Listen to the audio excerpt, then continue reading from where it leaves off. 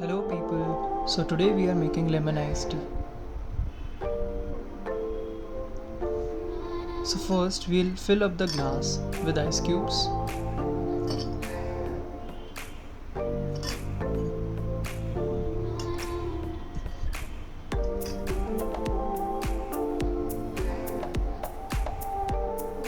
Then we will take 30 ml of lemon iced tea into the keg and then pour it into the glass.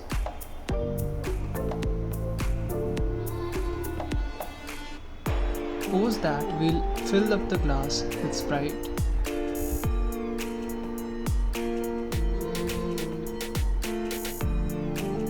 And then we shall mix it.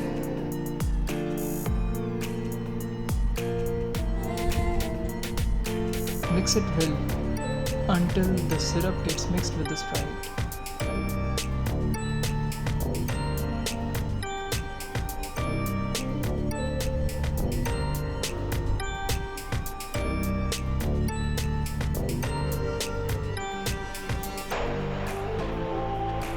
And at the end, top with lemon slices.